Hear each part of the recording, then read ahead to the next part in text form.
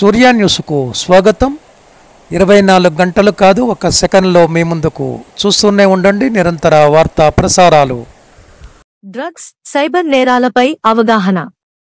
Munagala police station SP K Narasimha IPS ఆదేశాల మేరకు Munagala CI Ramakrishna Reddy, SI Praveen Kumar మండల కేంద్రంలోని ఎస్సీ కాలనీలో షీ టీమ్స్, డ్రగ్స్, సైబర్ నేరాలు, రోడ్డు ప్రమాదాలపైన పోలీసు కళాబృందంతో కాలనీ ప్రజలకు అవగాహన కార్యక్రమం ఏర్పాటు చేయడం జరిగినది.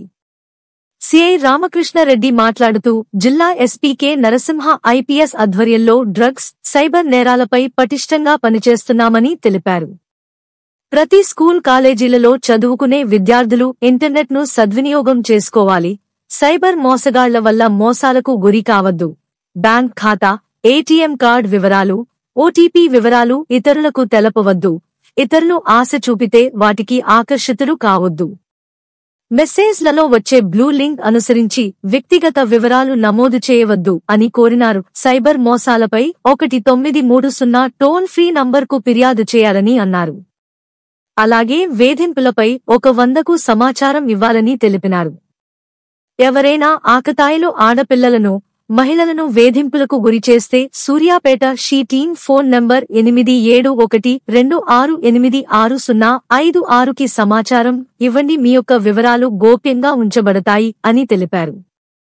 వ్యక్తిగత సమాచారం, బ్యాంకు వివరాలు, ఏటీఎం పిన్ నంబర్లు సోషల్ మీడియాలో బహిర్గతం చేయొద్దన్నారు.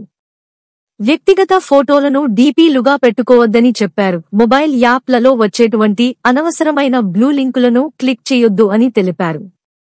యువత చెడు వ్యసనాల బారిన పడొద్దు అన్నారు. కాలనీ యువకులు కేసులలో ఇరకొద్దు చట్టాలను చేతిలోకి తీసుకోవద్దని, శాంతియుత వాతావరణం కలిగి ఉండాలని హెచ్చరించారు. ఎవరైనా పాఠశాల పరిసర ప్రాంతాలలో గంజాయి విక్రయించిన, సేకరించిన, రవాణా చేసిన, సరఫరా చేసిన పోలీస్ వారికి సమాచారం ఇవ్వాలని చెప్పారు. యువత లోన్ యాప్లకు దూరంగా ఉండాలన్నారు. పుట్టిన తేదీలను, ఫోన్ నంబర్లను పాస్వర్డ్గా పెట్టుకోవద్దు అని సూచించారు. సామాజిక మాధ్యమాలకు రక్షణగా బలమైన పాస్వర్డ్లు పెట్టుకోవాలని అన్నారు. అనంతరం పోలీసు కళాబృందం వారు చక్కటి సాంస్కృతిక, ప్రజలకు అవగాహన కల్పించారు. ఈ కార్యక్రమంలో పోలీస్ సిబ్బంది కానిస్టేబుల్ వీరబాబు, శివ కాలనీ పెద్దలు, ఈ కళాబృందం. ఇప్పుడు మారిన దానికి అనుకూలంగా మనం కూడా మారాలి. గొడవలకు పోకుండా, ఎక్కడ పోకుండా అందరూ మంచిగా ఉండాలి. మన పిల్లలు మంచిగా ఉండేటట్టు చూసుకోవాల్సిన బాధ్యత అందరు తల్లిదండ్రులది. సరే, వర్షం వస్తుంది కాబట్టి మళ్ళీ ఎప్పుడైనా ఇంకోసారి మాట్లాడుకుందాము. సరే, ఈ కార్యక్రమానికి వచ్చిన అందరికీ పేరు పేరున ధన్యవాదాలు.